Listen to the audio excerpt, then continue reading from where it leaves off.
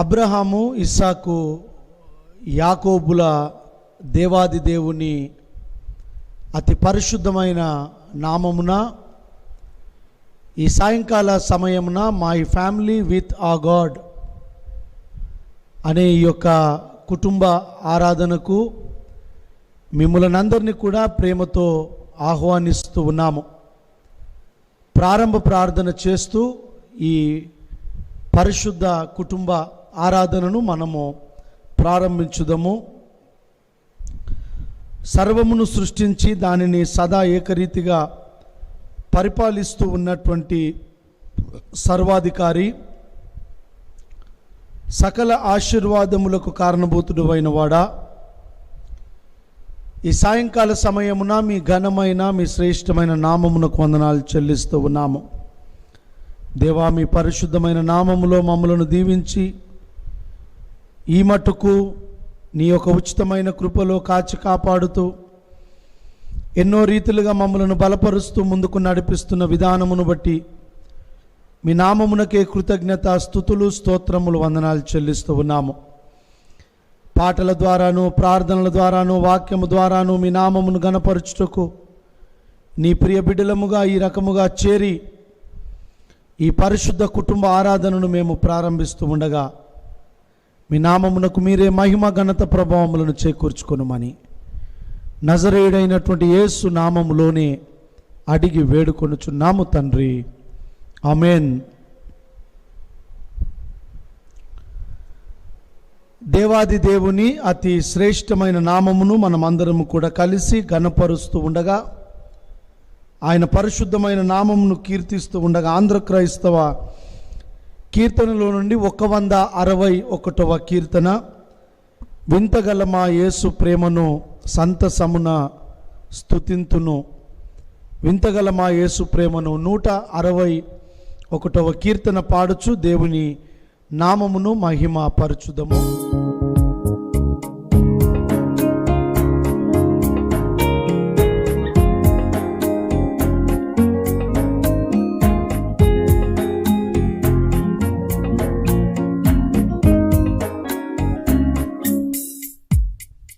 వింతగల మా యేసు ప్రేమను సంతసమున స్తుతింతును. వింతగల మా యేసు ప్రేమను సంతసమున స్తుతింతును. అంతముగా తన ప్రాణమును పాపులకు నీయను వచ్చి సిలువను చచ్చినను రక్షించెనా.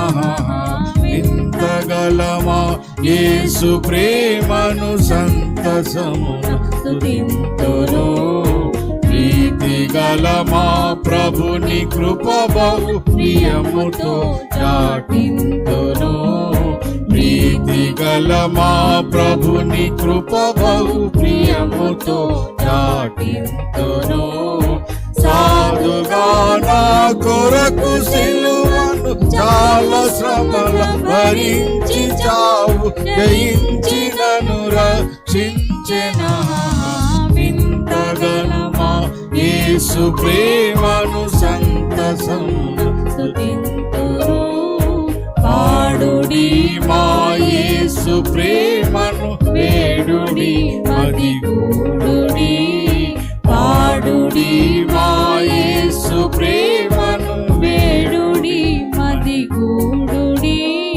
పాడుడి తన దివ్య రక్తము పాపగ్రయముగా నిత్య శాపము పాపినను రక్షించెనా. వింతగల మా యేసు ప్రేమను సంతసమున స్తుతింతును. నిత్య జీవము నిండు నెమ్మది నిరతముగా నాకియను. నిత్య జీవము నిండు నెమ్మది నిరతముగా నాకియను. రక్త స్వేదము దార్చెనా నరక శాపము దృంచి ఆపద ఉంచినను రక్షించెనా. వింతగల మా యేసు ప్రేమను సంతసమున స్తుతింతును.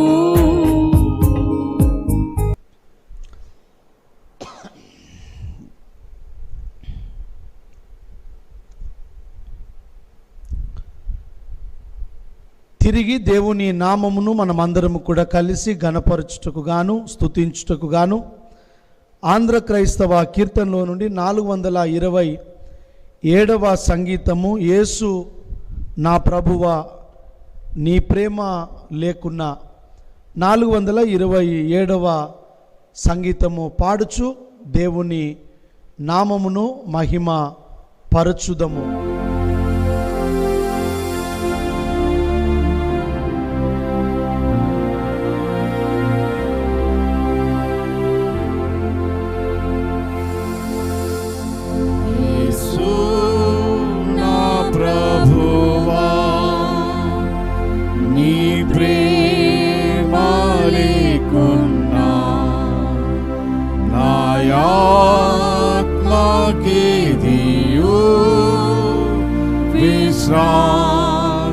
విశ్రాంతినియదు ఒక్కొక్క గంట నేను నిన్నాశించుకొందు, నీ ఆశీర్వాదమేమో నా రక్షకుడా. సూరే బగల్లో నా యొద్ద నుండుము, నాతో నీవుండినా నే భయముండదు.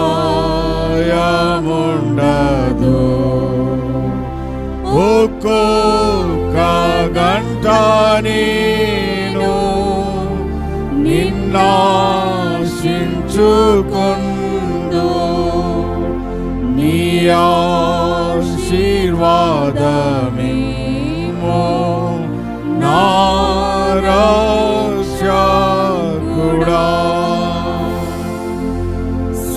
సుఖంబు పొందగా నిన్నే ఆశింతును, దుఃఖమునొందగా నీవే శరణ్యము. ఒక్కొక్క గంట నేను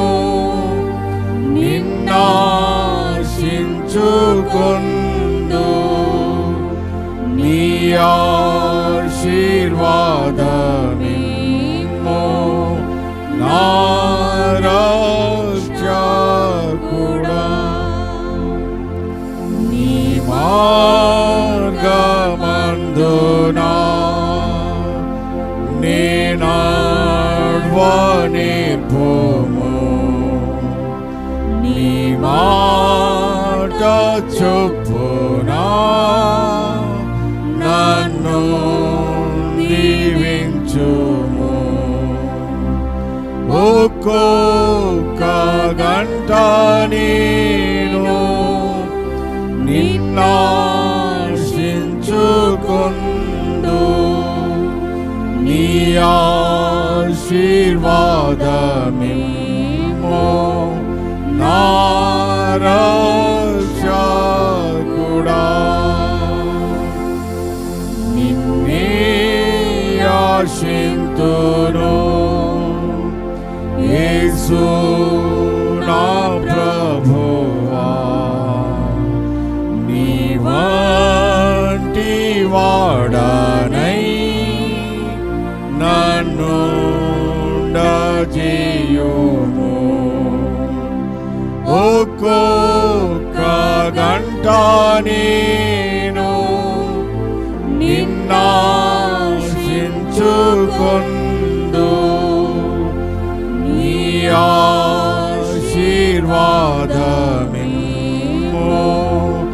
నా రక్షకుడా.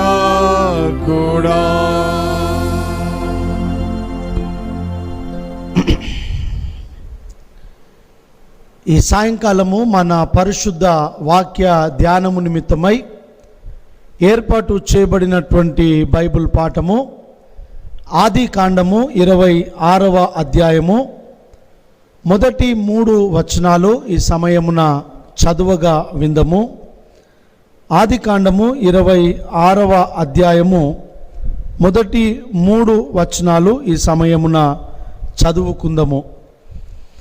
అబ్రహాము దినములలో వచ్చిన మొదటి కరువు గాక మరి ఒక కరువు ఆ దేశములో వచ్చెను. అప్పుడు ఇస్సాకు గెరారులోనున్న ఫిలిస్తీయుల రాజైన అబీమెలెకు నొద్దకు వెళ్ళెను. అక్కడ యెహోవా అతనికి ప్రత్యక్షమై, నీవు ఐగుప్తులోనికి వెళ్ళక నేను నీతో చెప్పు దేశమందు నివసించుము, ఈ దేశమందు పరవాసివై ఉండుము, నేను నీకు తోడయుండి నిన్ను ఆశీర్వదించెదను.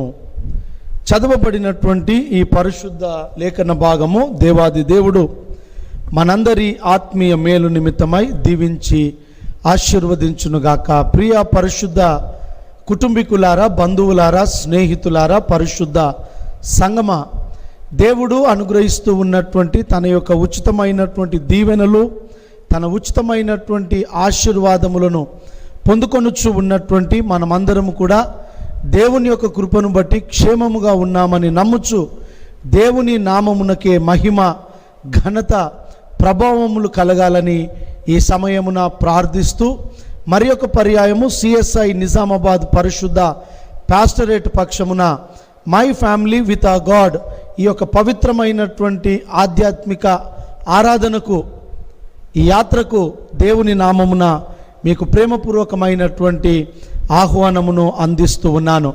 4 ద్రవ పదార్థములను గురించి మనము ధ్యానిస్తూ ఉండగా ఈ సాయంకాలము నీరు అనేటటువంటి అంశమును మనము ప్రారంభించి 2వ రోజులోనికి ప్రవేశిస్తూ ఉన్నాము. What is the significance of water? నీటి యొక్క ప్రాధాన్యత ఏమై ఉన్నది? నీటి యొక్క ప్రధానమైనటువంటి పాత్ర ఏమై ఉన్నది? దేవుని దృష్టిలో నీరు ఏమై ఉన్నది? బాప్తిస్మము విషయంలో కానీ వేరే వేరే సందర్భాలలో ఏ రకముగా నీరు ప్రధానమైనటువంటి పాత్రను పోషించినదో దాని యొక్క ప్రాధాన్యతను మనము ధ్యానిస్తూ ముందుకు వెళ్తూ ఉన్నాము. నిన్నటి దినమున మనము చూసినాము, కొన్ని దేశాలు యుద్ధాలే చేసుకున్నారు నీటి కోసము. మరికొన్ని సందర్భాలలో భారతదేశంలో ఉన్నటువంటి రాష్ట్రాలు ఒక రాష్ట్రానికి మరి ఒక రాష్ట్రానికి మధ్యలో మనసాయాసాలు, గొడవలు, విభేదాలు జరగడానికి గల కారణాలలో కూడా ప్రధానమైనటువంటి కారణము ఈ నీటి సమస్యగా మనము చూస్తూ ఉన్నాము. అంత మాత్రమే కాకుండా పరిశుద్ధ గ్రంథములో కూడా ఈ నీటి ద్వారా విభేదాలు వచ్చినట్లుగాను, ఈ నీరు అనేటటువంటి దీని కారణముతో కొన్ని కుటుంబాలు వేరువేరు అయిపోయినట్లుగా మనము నిన్నటి దినమున చూసినాం. ఆదికాండము 13వ అధ్యాయము 6-7 వచనాలలోను 10వ వచనము 11వ వచనంలోను మనం గమనించినట్లయితే ఈ యొక్క అబ్రహాము మరియు తనతో తన సహోదరుని కుమారుడైనటువంటి లోతు వీరిద్దరు కూడా నీటి విషయంలో వేరువేరైపోయినట్లుగా మనము చూస్తాము. 2వది గమనించినట్లయితే ఇస్సాకు కాపరులకును మరియు గెరారు కాపరులకు మధ్యలో అక్కడ మనసాయసములు జరిగి, గొడవలు జరిగి, అక్కడ ఉన్నటువంటి పరిస్థితులు మనం గమనించినట్లయితే వారు నీటి విషయమై గొడవ పడినటువంటి సందర్భాలు నిన్నటి రాత్రి నేను 2 ప్రాముఖ్యమైనటువంటి విషయాలు మీతో కూడా కలిసి పంచుకున్నాను, జ్ఞాపకం చేసినాను. 3వది గమనించినట్లయితే నిర్గమకాండము 15వ అధ్యాయము 24వ వచనములో మనం గమనించినట్లయితే నిర్గమకాండము 15వ అధ్యాయము 24వ వచనము నేను చదువుతాను, చూడండి. ప్రజలు మేమేమి త్రాగుదుమని మోషే మీద సనుగు కొనగా, నిర్గమకాండంలో చూస్తాము 3వ ప్రాముఖ్యమైనటువంటి సందర్భము. ఇశ్రాయేలీలు పాపం అప్పుడే ఈ ఎర్ర సముద్రమును దాటినారు. ఎర్ర సముద్రములో ఉన్నటువంటి ఆ యొక్క పరిస్థితులలో దేవుడు వారికి కృప చూపినాడు. దేవుని యొక్క కృపను బట్టి నడిపింపబడినప్పటికీ ఎర్ర సముద్రము దాటిన తర్వాత వారు మోషేను అడుగుతూ ఉన్నటువంటి ప్రశ్న ఏమిటి అంటే, మేమేమి త్రాగాలి చెప్పు అని అతనిని నిలదీస్తూ అక్కడ ఒక యుద్ధ వాతావరణము నెలకొల్పబడ్డట్లుగా మనము చూస్తాము. ఇదే నిర్గమకాండము 17వ అధ్యాయము 2వ వచనములో కూడా మనం గమనించినట్లయితే నేను చదువుతాను, చూడండి. ప్రజలు తమకు త్రాగనీళ్లు లేనందున మోషేతో వాదించుచు త్రాగుటకు మాకు నీళ్ళిమ్మని అడగగా మోషే, మీరు నాతో వాదింపనేలా, యెహోవాను శోధింపనేలా అని వారితో మోషే చెప్పినటువంటి సందర్భము మనము ఈ సమయమున జ్ఞాపకము చేయబడుతూ ఉన్నాము. 4 సందర్భాలు. ఒకటి అబ్రహాము లోతునకు మధ్యలోను, రెండవది గెరారు కాపరులు మరియు ఇస్సాకు కాపరుల మధ్యలోను, మూడవది ఇశ్రాయేలీలు మరియు మోషే మధ్యలో, 4వ సందర్భం కూడా ఇశ్రాయేలీలకు మోషే మధ్యలో జరిగినటువంటి మనసాయసాలు, యుద్ధ వాతావరణం అక్కడ నెలకొల్పబడడానికి కారణాలలో ప్రధానమైన కారణము ఈ యొక్క నీటిని మనం చూస్తూ ఉన్నాము. తెల్లారితే నీళ్లు తాగుతూ ఉన్నాము, బిందెల దగ్గరికి వెళ్ళి నీళ్ళు తాగుతున్నాము, ఫ్రిడ్జ్లో పెట్టి నీళ్లు తాగుతూ ఉన్నాము, రోడ్డు మీద వెళ్తూ అక్కడక్కడ ఎవరైనా నీరు అందించేటటువంటి ఆ కేంద్రాలు ఉంటే అక్కడ నీళ్లు తాగుతున్నాము. నీటిని గురించి బహుశా ఎప్పుడు మనం ఇంతగా ఆలోచించి ఉండకపోవచ్చు. కానీ నీటి విషయమై దేశాల మధ్యలో, రాష్ట్రాల మధ్యలో, కుటుంబాల మధ్యలో గొడవలు జరిగి వారు వేరువేరైపోయినటువంటి సంఘటనలు, సందర్భాలు ఇదిగో పరిశుద్ధ గ్రంథములోను చరిత్రలోను మనము చూస్తూ ఉన్నాము. దీని వలన మనము అర్థం చేసుకోవలసినటువంటి ఒక ప్రాముఖ్యమైనటువంటి విషయం ఏమనగా, నీరు మనందరి జీవితములో చాలా ప్రధానమైనటువంటి పాత్రను పోషిస్తూ ఉన్నట్లుగా మనము చూస్తాము. భారతదేశములో ఇప్పుడు మనకున్న సమాచారము మేరకు కనీసము 6 కోట్ల మంది ప్రజలు కేవలము కరువుతో, దీనిని మనం ఇంగ్లీష్లో ఫ్యామిన్ అని కూడా పిలుస్తాము, ఈ కరువుతో 18, 19, 20వ శతాబ్దంలో ఈ 3 శతాబ్దాలలో దాదాపు 6 కోట్ల మంది ప్రజలు మరణించినటువంటి సందర్భాలు మనము జ్ఞాపకము చేయబడతాము. చరిత్ర చూసినట్లయితే Indian agriculture is heavily dependent on climate. A favourite south west summer monsoon is critical in securing water for irrigating crops. ఈ ఋతుపవనాలు గోవా లేదా కేరళ ప్రాంతంలో నుండి జూన్ ఆ ప్రాంతంలో మన భారతదేశంలోనికి ప్రవేశించి సెప్టెంబర్ వరకు కూడా దేశమంతటికి కావలసినటువంటి చక్కటి వర్షాలను కురిపింపజేసేటటువంటి సందర్భాలు. ఒకవేళ ఈ ఋతుపవనాలు సకాలంలో రాకపోతే వర్షాలు ఉండవు. ఒకవేళ వర్షాలు లేనట్లయితే అనేకులు వ్యవసాయము చేయలేరు. వ్యవసాయము ఒకవేళ చేయలేనట్లయితే అల్టిమేట్ ప్రమాదం ఏమిటి అంటే కరువు సంభవించేటటువంటి సందర్భాలు అనేక సార్లు మనం చూస్తాం. 18, 19, 20వ శతాబ్దంలో ఉన్నటువంటి స్టాటిస్టికల్ డేటా ప్రకారము దాదాపు 6 కోట్ల మంది ప్రజలు భారతదేశములో కరువుతో మరణించినట్లుగా, బెంగాల్ కరువు 1770లోను, చలిసా కరువు, తర్వాత దోజీ బారా కరువు, ద గ్రేట్ ఫెమైన్ గొప్ప కరువు 1876, 1880, 78 సంవత్సరాలలో, ఈ 2 సంవత్సరాలలో ఒక గొప్ప కరువు భారతదేశాన్ని చుట్టుముట్టినట్లుగా, బెంగాల్ కరువు 1943లో. ఈ కరువులకు ప్రధానమైనటువంటి కారణము నీరు. 4 ద్రవ పదార్థాలు, మొదటిది నూనె, రెండవది ద్రాక్షరసము, మూడవది రక్తము, 4వ ద్రవ పదార్థము. మరియు చాలా ప్రాముఖ్యమైనటువంటి క్రైస్తవ సంస్కారాలలో, క్రైస్తవ ఆధ్యాత్మిక జీవితములో ఒక భక్తుడు క్రైస్తవునిగా మారుతూ ఉన్నాడు అనేటటువంటి సందర్భములో చాలా ప్రాముఖ్యమైనటువంటి వస్తువుగా ఈ యొక్క ద్రవ పదార్థముగా నీటిని మనము చూస్తూ ఉన్నాము. కరువులు రావడానికి గల కారణాలలో కూడా నీరు లేకపోవటము ఒక బలమైనటువంటి కారణముగా మనము చూస్తాము. క్రీస్తుకు పూర్వము 350వ సంవత్సరము నుండి 275 వరకు నివసించినటువంటి ఒక చాలా ప్రాముఖ్యమైనటువంటి వ్యక్తి కౌటిల్య గారు.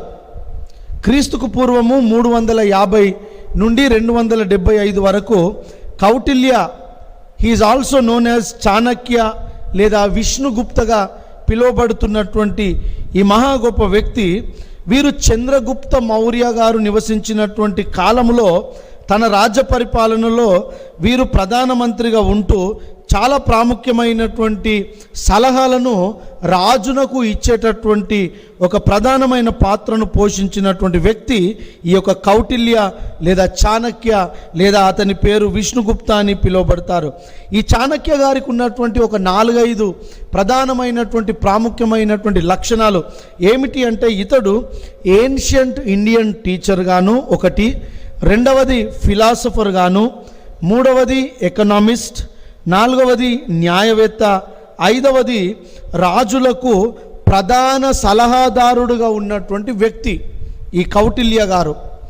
వీరు వారి యొక్క అనుభవంతో ఆయా సందర్భాలలో రాజులకు అనుగ్రహించినటువంటి, రాజులకు చేసేటటువంటి సలహాలలో ఒక 3 ప్రాముఖ్యమైనటువంటి సలహాలు ఇతడు చేసినట్లుగా చరిత్ర మనకు జ్ఞాపకము చేస్తూ ఉంది.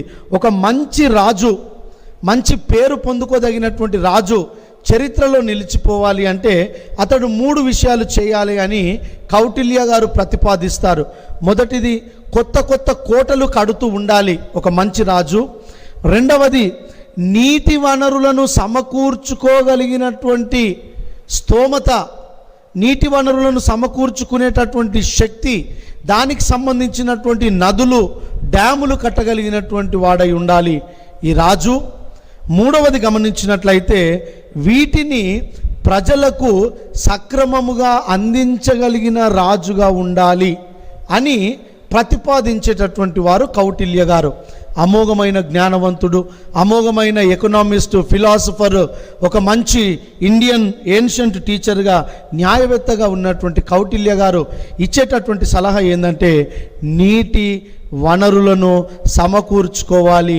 అప్పుడు దేశము, దేశ ప్రజలు, గ్రామము, గ్రామ ప్రజలు, పట్టణము, పట్టణ ప్రజలు వారు క్షేమముగా ఉంటారని ఈ చక్కటి సలహాలు వారు చరిత్రలో అందించినట్లుగా. కారణం ఏమిటి అంటే, సింపుల్గా చెప్పాలంటే, నీరు మన జీవితములో ఎంతో ప్రాముఖ్యమైనటువంటిదిగా మనము చూస్తాము. భయంకరమైనటువంటి కరువు దినములలో కూడా దేవాది దేవుడు ఇస్సాకును నూరంతలుగా దీవించినట్లుగా మనము ఆదికాండములో ఒక మాట చూస్తాము. చూడండి, దేవుడు తనను ప్రేమించినటువంటి భక్తులను, తనను నమ్మకముగా వెంబడించేటటువంటి వారి పట్ల దేవుడు చూపుతూ ఉన్నటువంటి కృప ఏమిటి అంటే, ఆదికాండము 20వ అధ్యాయము మొదటి 3 వచనాలు మనం చదువుకున్నటువంటి మొదటి 3 వచనాలలో ఉన్నటువంటి మాటలు ఏమిటి అంటే, అబ్రహాము దినములలో వచ్చినటువంటి మొదటి కరువు గాక మరి ఒక కరువు ఆ దేశములో వచ్చెను. అప్పుడు ఇస్సాకు గెరారులో ఉన్న ఫిలిస్తీన్ల రాజైన అబీమెలెకు వద్దకు వచ్చెను అని ప్రస్తావిస్తారు. అనగా కరువు కాలం వచ్చింది. ఈ కరువు కాలములో కూడా జాగ్రత్తగా వినండి, పరిస్థితులు అనుకూలముగా లేకపోయినప్పటికీ, అనానుకూలమైన పరిస్థితులు అక్కడ సంభవించినప్పటికీ, దేవుని యొక్క కృప, దేవుని యొక్క కాపుదల, దేవుని యొక్క నడిపింపును ఇస్సాకు ఏ రకముగా అనుభవించినారో 12వ వచనములో మనము చూస్తాము. చూడండి, నేను చదువుతాను. ఆదికాండము 26వ అధ్యాయము 12వ వచనములో, ఇస్సాకు ఆ దేశమందున్న వాడై విత్తనము వేసి ఆ సంవత్సరము 100 ఫలము పొందెను. యెహోవా అతనిని ఆశీర్వదించెను గనుక ఆ మనుష్యుడు గొప్పవాడాయను. 100 30 60 100 దీవించబడినటువంటి వ్యక్తి ఇస్సాకు.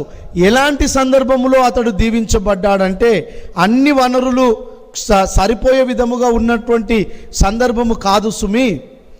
భయంకరమైన కరువు కాలములో దేవాది దేవుడు ఇస్సాకును 100 తన చేతుల కష్టార్జితమును దీవించినటువంటి సందర్భము ఇక్కడ మనము జ్ఞాపకం చేయబడుతూ ఉన్నాము. ఈ వాక్యం వింటున్నటువంటి సహోదరుడ, సహోదరి, ప్రియమైనటువంటి వారలారా, దేవుని దృష్టిలో నీవు నేను నమ్మకముగా ఉన్నట్లయితే, దేవుని దృష్టిలో నీవు నేను ప్రార్థన పరులముగా ఉన్నట్లయితే, దేవునికి ఇష్టమైనటువంటి ఆజ్ఞానుసారముగా, ఆయన చిత్తానుసారముగా, ఆయన వాక్యానుసారముగా, ఆయన యొక్క ఆజ్ఞకు లోబడేటటువంటి వారముగా, ఆయన కనుదృష్టిలో ఒకవేళ నివసిస్తూ ఉన్నటువంటి నీవు నేను ఆయన దృష్టిలో యథార్థముగా ఉన్న జీవితము కలిగి ఉన్నట్లయితే, దేవుడు ఇస్సాకు వలె నిన్ను నన్ను కూడా 100 దీవిస్తాడని వాగ్దానము చేస్తాడు. యథార్థముగా ఉండటము, దేవుని దృష్టిలో మంచి పేరు సంపాదించుకోవడం అంటే దానికి సింపుల్ డెఫినేషన్ చెప్తాను నేను. సింపుల్ డెఫినేషన్ ఏంటంటే, ఉన్నది ఉన్నట్టుగా మాట్లాడు, తప్పును తప్పు అని ఖండించు, తప్పు చేయడానికి పరుగులు తీయకు, నీ పని ఏదో నువ్వు చేసుకో, నీవు సంపాదించే దాంట్లో ఏదో నీవు బ్రతుకు. అదే దేవునికి ఇష్టమైనటువంటి జీవితము. ఇస్సాకు అలాంటి జీవితము కలిగి ఉన్నాడు గనక దేవుడు అతనిని నూరంతలుగా దీవించినట్లుగా మనము చూస్తాము. ఈ కరువు అబ్రహాము కాలములో కూడా సంభవించనని 26వ అధ్యాయము 1వ వచనములో మనము చదువుకున్నటువంటి భాగంలో చూస్తాము. ఇది ఎక్కడ ఉన్నదంటే 12వ అధ్యాయంలో చూస్తాము. చూడండి, ఆదికాండము 12వ అధ్యాయము 10వ వచనములో, అప్పుడు ఆ దేశములో కరువు వచ్చెను, ఆ దేశములో కరువు భారముగా నున్నందున అబ్రహాము ఐగుప్తు దేశములో నివసించుటకు అక్కడికి వెళ్ళెను అనేటటువంటి మాట. అబ్రహాము కాలములో వచ్చినటువంటి కరువు.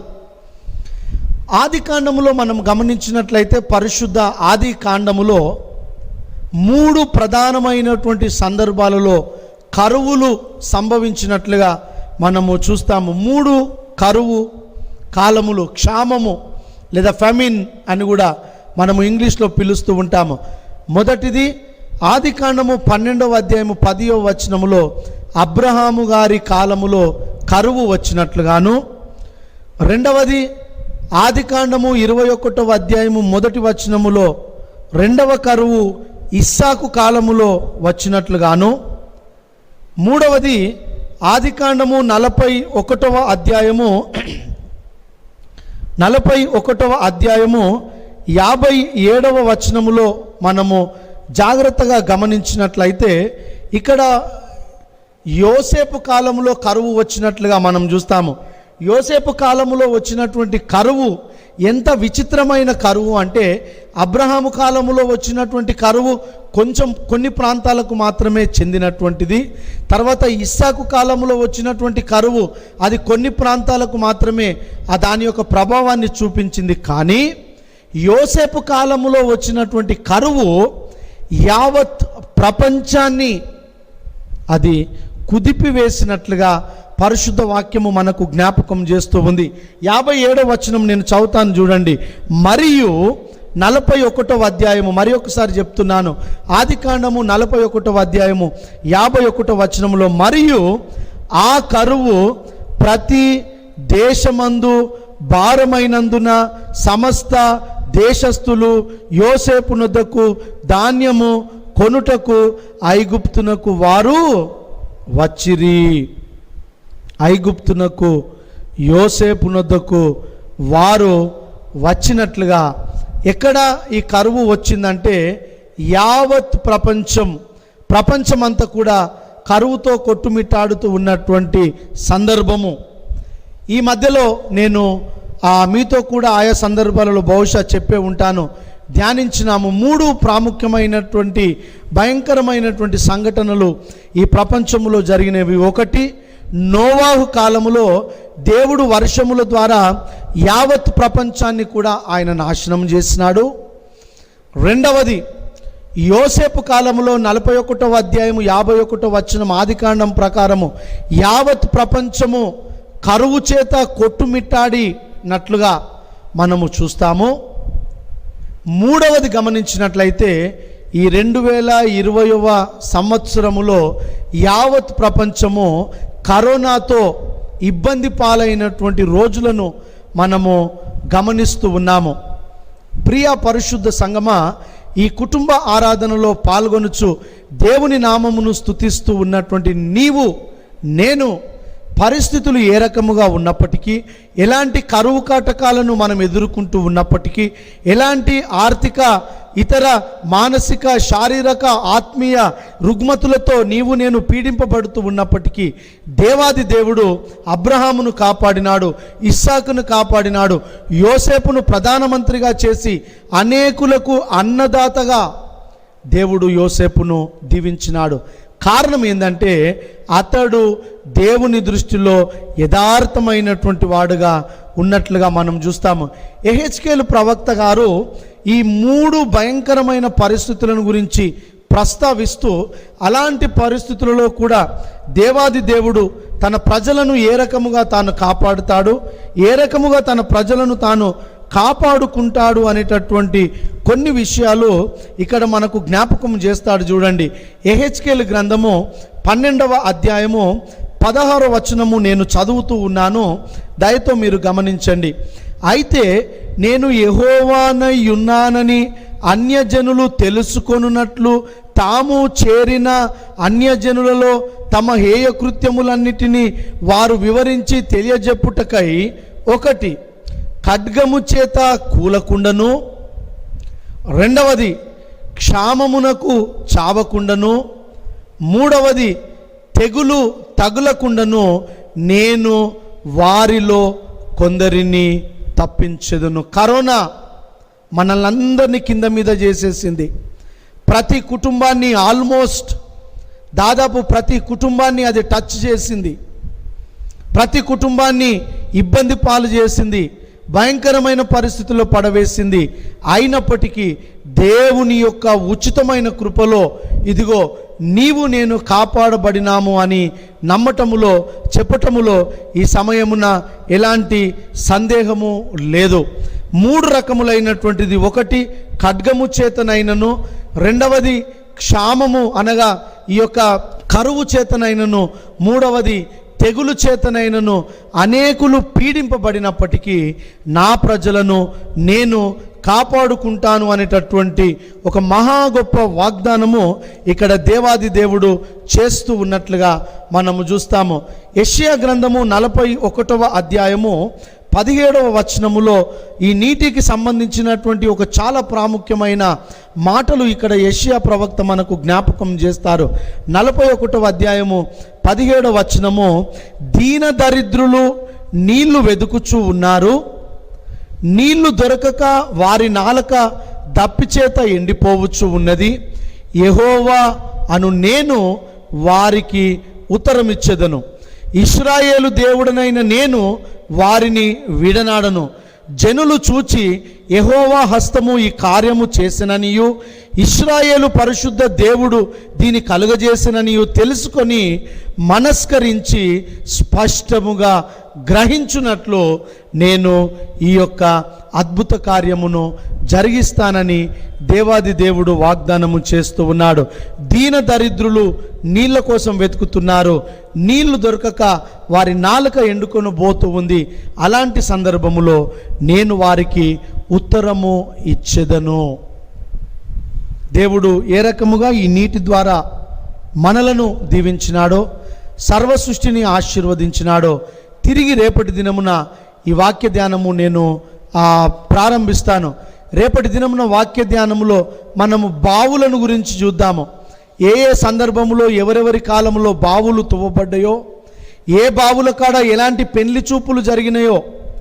సాధారణంగా మనం కూడా అప్పుడప్పుడు బావి కాడ కలుసుకుంటాము. ఇప్పుడంటే బావులు లేవు, కానీ పల్లెటూళ్ళలో అప్పట్లో చెరువుల దగ్గరికి వెళ్ళి, చెరువుల కాడ నీటి కోసం వెళ్ళి అక్కడ ప్రేమలో పడినటువంటి వారు అనేకులు ఉన్నారు. ఊరిలో ఉన్నటువంటి బావి దగ్గరికి నీళ్లు చేదుకోవడానికి వెళ్ళి అక్కడ ప్రేమలో పడి వివాహాలు చేసుకొని స్నేహం పెంచుకున్నటువంటి సందర్భాలు కూడా అనేకము మనము ఆయా గ్రామాలలో పట్టణాలలో వింటూ ఉంటాము. పరిశుద్ధ గ్రంథములో కూడా నీటి బావుల యొద్ద జరిగినటువంటి కొన్ని సన్నివేశాలు రేపటి దినమున నేను మీతో కూడా కలిసి వాక్య ధ్యానంలో పంచుకుంటాను. అటువంటి గొప్ప కృప దేవాది దేవుడు మనందరికీ అనుగ్రహించునుగాక. ఆమేన్. దేవుని పరిశుద్ధ ప్రియమైనటువంటి వారలారా, ఈ సమయమున అందరము కూడా కళ్ళు మూసుకొని ఉండి తలలు వంచుకొని దేవుని యొక్క ప్రార్థనలో కొద్ది నిమిషముల పాటు గడుపుకుందాము.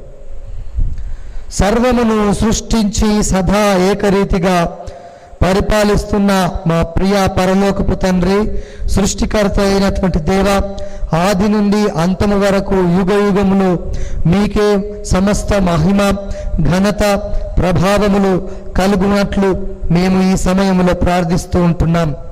మహోన్నతుడా, మహోపకారి, మహాగణుడమైనటువంటి మా దేవ, ఉదయము మొదలుకొని మధ్యాహ్నకాల సమయం అంతటా, ప్రాముఖ్యముగా సాయంకాలము ఈ రాత్రి కాలం వరకు మీరు మాకు తోడుగా నుండి ఇంతవరకు మీ యొక్క కృపల చేత భద్రపరచి ఆశీర్వదించి కాపాడినందుకు నీకు స్తోత్రములు వందనములు చెల్లించుకొనుచు ఉంటున్నాం.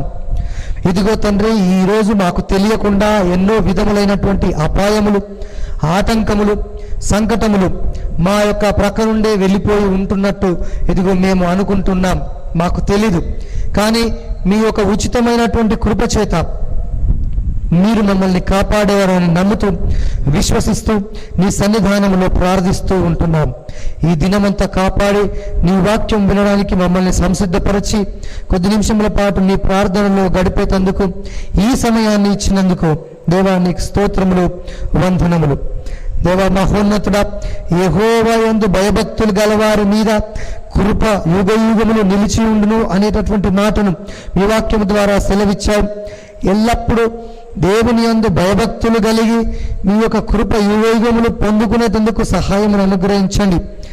నీతి పిల్లలకు తరతరములు నిలుచును అనేటటువంటి మాట, నీతి కొరకు ఇదిగో తండ్రి మేము ప్రయాసపడేటటువంటి వారముగా, ముందుకు నడిచేటటువంటి వారముగా ఉండేందుకు సహాయం అనుగ్రహించండి. మీ ఆజ్ఞలను, మీ కట్టడలను, మీ శాస్త్రములను, మీ ఉపదేశములకు విధేయత చూపించి మీ బోధనలకు ఇదిగో తండ్రి లోబడి మీకు మంచి మార్గములలో నడుచుకొని విశ్వాసములో ఎదుర్కొనేట ఇదిగో తండ్రి ముందుకు సాగేటటువంటి బిడ్డలముగా మమ్మల్ని ఉంచుమని ప్రార్థిస్తుంటున్నాం. ఇన్ని రోజులు, ఇన్ని కాలములు, ఇన్ని దినములు, ఈ సమయము, ఇన్ని గంటలు మమ్మల్ని కాపాడుతూ ముందుకు నడిపిస్తున్నందుకు మీకు స్తోత్రములు. ఎందుకనగా మీరు సృష్టికర్త అయినటువంటి దేవుడు, మీ కార్యములు మా ఎడల ఎన్నెన్నో విధములుగా ఉన్నవి. ఈ లోకంలో మీరు మాకు సృజించిన వాటిని అన్నిటిని మాకు ఇచ్చినందుకు నీకు స్తోత్రములు. మా వ్యక్తిగత జీవితముల కొరకై, మా కుటుంబ జీవితముల కొరకై, సంఘ జీవితముల కొరకై, సహవాస జీవితముల కొరకై ప్రార్థిస్తుంటున్నాం. ఆశీర్వదించండి, దీవించండి, నీ కృపల చేత బలపరచమని, మమ్మల్ని విడిపించమని ప్రార్థిస్తుంటున్నాం. మీ ప్రేమ అమూల్యమైనటువంటిది, మీ కృప విస్తారమైనటువంటిది, మీ జాలి అపరిమితమైనటువంటిది, ఎన్నడూ కొలవలేనటువంటిది. మీరు మమ్మల్ని ఎన్నడూ విడువరు, మీరు మమ్మల్ని ఎడబాయరు అనేటటువంటి వాక్యము ద్వారా సెలవిస్తూ ఉంటున్నారు. తల్లి అయినా తండ్రి అయినా కొన్ని సమయాల్లో మర్చిపోతారేమో, కానీ మీ కృప మమ్మల్ని విడిచిపోదు అనేటటువంటి సత్యమును జ్ఞాపకం ఉంచుకొని ఈ సన్నిధానంలో ఈ సమయంలో ప్రార్థిస్తుంటున్నాం. విత్తబడినటువంటి వాక్య ప్రకారము ఇదిగో తండ్రి చెప్పబడినటువంటి దేవ సేవకుల్ని, ఇదిగో తండ్రి విన్నటువంటి మమ్మల్ని అందరినీ మీ యొక్క ఆత్మీయమైనటువంటి వరముల చేత తృప్తిపరచమని ప్రార్థిస్తున్నాం. విన్నటువంటి వాక్యము హృదయములో ఉంచకుండా ఫలించి అభివృద్ధి పొంది ఇతరులను ఆ వాక్యములోనికి నడిపించేటటువంటి బిడ్డలముగా, సాధకములుగా మమ్మల్ని తీర్చిదిద్దుమని ప్రార్థిస్తుంటున్నాం. కష్టములు, కన్నీళ్లు, వేదనలు, వివిధ రకములైనటువంటి శోధనల చేత బాధింపబడుతున్నటువంటి మా అమ్మును, మా కుటుంబములను ప్రతి విధమైనటువంటి ఆ యొక్క అంధకార సంబంధమైనటువంటి రోగముల నుంచి, గాయముల నుంచి, తప్పిదముల నుంచి మమ్మల్ని ముందుకు నడిపించి స్వస్థత, ఆయురారోగ్యము, ఆశీర్వాదము, అనుదినానికి కావలసినటువంటి బలము, శక్తిని, మీ యొక్క కృపను ఇదిగో మాకు అనుగ్రహించండి. జీవధారలు మా యొక్క కడుపులలో పుట్టించమని ప్రార్థిస్తూ ఉంటున్నాం. మేమెక్కడికి పోయినను, ఏ మార్గములో వెళ్ళినాను, ఏ పనులు చేసినను ఇదిగో మా హృదయములన్నీ బట్టబయలై, మా కోరికలన్నీ మీకు తెలిసి ఉన్నవి. మేము నుండి ఎక్కడికి పోలేము నీ నుండి. అందును బట్టి అనునిత్యము కాపాడుతూ ఏది ఏ సమయంలో అవసరమై ఉంటుందో అది మాకు ఇస్తున్నావని ఎరిగి మీ మాట ప్రకారము, మీ వాక్య ప్రకారము మేము జీవించుటకు సహాయమును అనుగ్రహించండి. ప్రాముఖ్యముగా ఇదిగో తండ్రి, ఈ సందర్భములో మా యొక్క సంఘమును గురించి, నూతన దేవాలయం నిర్మితమును గురించినటువంటి పనుల నిమిత్తము, సంఘ అక్కరతలను, సంఘ కొదవల నిమిత్తమై ప్రార్థిస్తుంటున్నాం. వీటినన్నిటినీ మీరు ఇదిగో తండ్రి మాకు తీర్చి, ఏ అవసరత ఎప్పుడు మాకు ఉంటుందో మీకు తెలుసు కాబట్టి సరి అయినటువంటి సమయంలో ఆ అవసరతలను తీర్చి మీ యొక్క నామము ప్రతిష్ఠితముగా మేము చేయబడుటకు ఆ యొక్క కొరతగా ఉంటున్నటువంటి ఈవిని మాకు అనుగ్రహించండి. ఇదిగో దాని కామెంట్స్ రూపంలో కూడా ప్రార్థన చేస్తూ వారి యొక్క కోరికల్ని, ఇదిగో వారి యొక్క ప్రార్థనని, వారి యొక్క మనవుల్ని సెలవిస్తూ ఉంటుండగా ఆ ప్రార్థనలన్నిటినీ మీ వైపు ఎత్తిపడుతున్నాం. మీరు మా మొరలను ఆలకించి మా ప్రార్థనలకు చెవియొగ్గి మాకు ఉత్తరం ఇచ్చి మంచి మేలులు, ఆశీర్వాదములు, దీవెనలకు కారణము అయ్యే విధముగా సహాయం అనుగ్రహించండి. మీ యొక్క హస్తము చాపి కావలసినటువంటి ఆశీర్వాదములను మాకు అనుగ్రహించమని ప్రార్థిస్తుంటున్నాం. ఈ రాత్రి కాలంలో మంచి విశ్రాంతిని మాకు అనుగ్రహించండి. ఏ విధమైనటువంటి ఆటంకములు, అనారోగ్య సంబంధమైనటువంటి రాకుండా మమ్మల్ని కాపాడి సుఖమైన నిద్రనిచ్చి రేపు నా ఉదయమున లేచి నిన్ను స్తుతించే భాగ్యము అనుగ్రహించమని, రేపు మరొకసారి నీ వాక్యములో కలిసి ముందులో మర్మమై గుప్తమై ఉన్నటువంటి ఆ యొక్క వాక్యములన్నింటినీ మేము నీ వాక్యము ద్వారా తెలుసుకొని ఆ ప్రకారం జీవించేంత మట్టుకు మీరు మాకు తోడుగా ఉండమని, మీ కృప, మీ సహాయము మాకు అనుగ్రహించమని యేసు పరిశుద్ధ నామములో అడిగి వేడుకొనుచు ప్రార్థిస్తుంటున్నాము తండ్రి. ఆమేన్. పరలోకమందున మా తండ్రి, నీ నామం పరిశుద్ధపరచబడును గాక, నీ రాజ్యం వచ్చును గాక, నీ చిత్తం పరలోకమందు నెరవేరినట్లు భూమి యందు నెరవేరబడును గాక. మా అనుదిన ఆహారం నేడు మాకు దయచేయము. మా ఎడల అపరాధములు చేయుచున్న వారిని మేము క్షమించి ఉన్న ప్రకారం మా అపరాధములను క్షమించము. మమ్మల్ని శోధనలోనికి తేక దుష్టు నుండి తప్పించము. ఎందుకనగా రాజ్యము, శక్తియు, మహిమయు నిరంతరము నీవే ఉన్నవి. ఆమేన్. సర్వమును సృష్టించి సదా ఏకరీతిగా ఏలుతున్నటువంటి పరమ దేవుని అయిన దేవుని యొక్క ప్రేమలు, యేసు ప్రభువుల వారి యొక్క ఉచితమైనటువంటి కృపలు, సర్వాంతర్యామి అయినటువంటి పరిశుద్ధాత్మ దేవుని యొక్క అన్యోన్యత సహవాసం, సకల దీవెనలు సంఘమంతటికి, మన వ్యక్తిగత కుటుంబ జీవితమునకును ఇప్పుడు ఎల్లప్పుడూ సదాకాలము తోడై నీడై ఉండును గాక. ఆమేన్.